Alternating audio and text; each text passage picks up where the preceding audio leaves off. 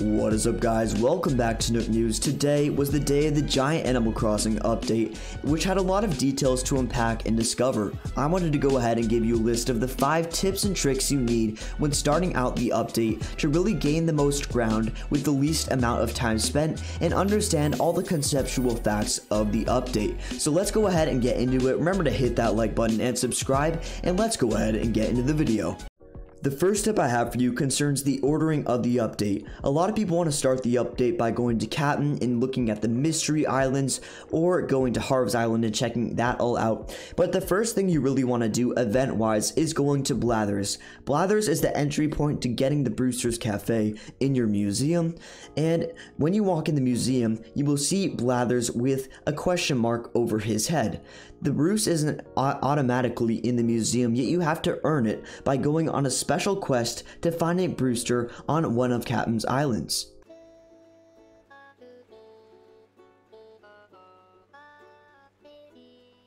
On the quest, you were able to find Brewster and go ahead and talk to him, as well as explore one of Captain's islands. So it's basically a 2-in-1. It's kind of pointless to explore Captain before you even talk to Blathers, because you won't be able to do the same side quest at the same time. Tip number 2 involves Harv's Island, which is one of the biggest things and probably the second thing you want to visit in the 2.0 update. It is the location of a bunch of different Lloyds who house stalls for all the different NPCs to sell their goods. You have to pay 100,000 bells for a location to be established, and you can only pay for one location one day. So you have to time travel to each day if you want one location per day to be established, if that makes any sense at all. One question is, what NPC do I get first? A lot of people might go to Katrina or Kix, one of their favorite NPCs, or one that they want to see in the new update, but the first one you want to go to is our good friend Leaf. Leaf is going to be the most helpful right off the bat because he serves you crops, which is one of the most important and significant features of the 2.0 update. You definitely want to plant a farm right off the bat since crops take time to grow, so make sure you get Leaf's stall right off the bat and establish that so you can be ready to go food-wise. The third tip involves our beautiful friends, the new Gyroids of the 2.0 update. You first get Gyroids when you visit Captain's first island on the hunt for Brewster, and Gyroids play a pretty intense part in that storyline.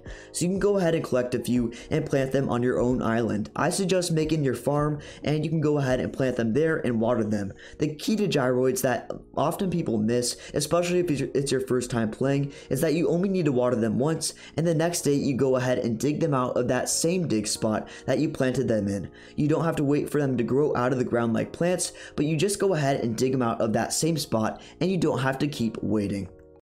The next tip involves our boy Brewster. Brewster is very reserved at the beginning of the game, and he really sticks to his own thoughts and feelings. He never really is too nice to you or even has that much dialogue, but once you talk to him, he starts to become a little bit more personable. Each time he adds a little bit more dialogue, it starts to treat you a little bit better. By the 7th time of talking to him, he starts to give you an actual gift. He stops you right as you were going outside the door, and he gives you a recipe to his famous cafe cookie, which we never actually get to eat, but now we get to have access to and have the opportunity to cook. It involves some sugar and some flour, and it is a pretty good reward, kind of like we got from the Able sisters when talking to them.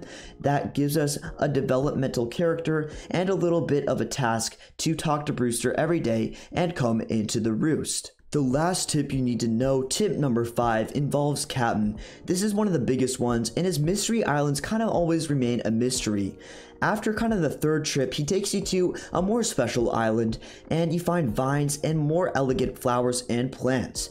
All these islands have different weathers and climates, and as you can see here, this is an island that has a dark climate. Here you can find star fragments, and there are even some hidden DIY recipes that even Celeste gives you. So the islands all hold different weathers, different weather patterns, and DIY recipes that are even specific to special characters in the game, special NPCs that only come to your island in the past. You can now get them from Captain and on his islands in the bottles on his beaches. This is something that is super helpful, and a lot of people don't recognize this, but going to Captain Island specifically to scout out recipes that you need from NPCs is a great way to find those recipes and develop in the game. Thank you guys so much for watching. Remember to hit that like button and subscribe so you don't miss out on any new content, and I hope this video gave you some knowledge about the 2.0 update, some tips that will help you progress further into the game, and I'll go ahead and leave it right there. So remember to hit that like button and subscribe, and until next time, NookNews out.